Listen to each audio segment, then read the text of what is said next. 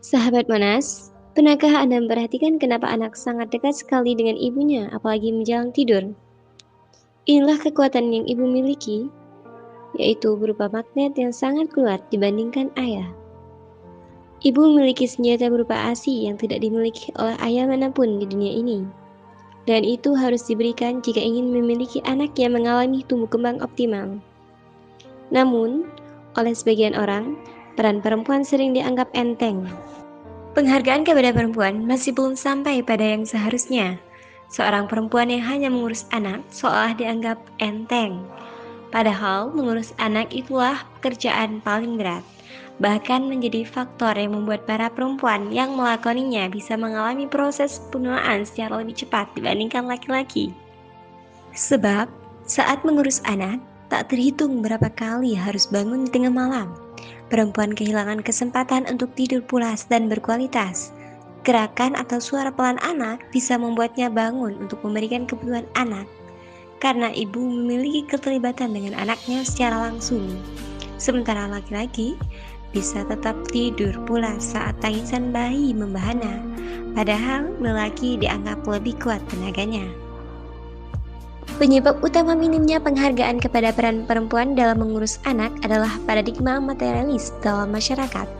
Laki-laki keluar rumah untuk melakukan sesuatu yang menghasilkan uang, dan karena menghasilkan uang itulah, maka yang dilakukan oleh lelaki disebut dengan kerja.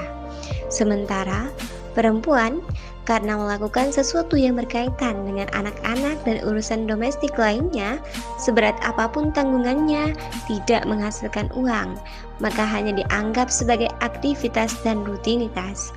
Bahkan minim apresiasi karena jarang lelaki memiliki keterlibatan langsung dan total dalam mengurus anak-anak yang sejatinya sungguh sangat berat, bahkan membutuhkan pengetahuan dan keterampilan khusus. Dalam konteks inilah, sabda Nabi Muhammad bahwa peran perempuan adalah tiang negara benar-benar relevan. Kaitannya tentu saja dengan fungsi dan peran ibu sebagai madrasah yang tidak hanya pertama, tetapi juga utama, madrasah al-ula dan al-aula. Hanya ibu yang berkualitaslah yang mampu menjalankan fungsi dan peran sebagai madrasah yang pertama dan utama. Sebab, sejak anak masih dalam kandungan, ibu bisa memberikan pendidikan kepada anaknya dimanapun dan kapanpun. Sementara lelaki atau ayah hanya bisa melakukannya pada saat-saat dan di tempat tertentu saja. Saat menyusui adalah saat paling strategis bagi seorang ibu mengajar dan mendidik anaknya. Bacaan-bacaan penting dimulai dari doa sebelum tidur hingga bacaan wajib untuk sholat.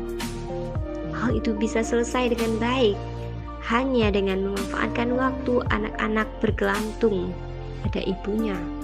Jika saat strategis itu benar-benar dioptimalkan untuk melakukan transfer ilmu pengetahuan, juga menanamkan nilai-nilai dasar minimal, maka sumber daya manusia kita pastilah akan sangat berkualitas. Masalahnya, tentu saja hanya perempuan berkualitas saja yang mampu melakukannya. Karena itulah, sebelum menikah, diperlukan wawasan, pengetahuan, dan juga keterampilan yang cukup tentang strategi mengurus anak dengan baik dan optimal.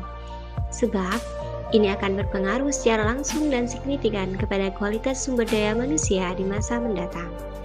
Jika baik, maka bonus demografi akan menjadi berkah. Jika tidak, maka akan jadi beban alias musibah. Tidak bisa memilih mana yang baik dan dimulai dengan memilih pasangan kita. Wallahu a'lam bishawab.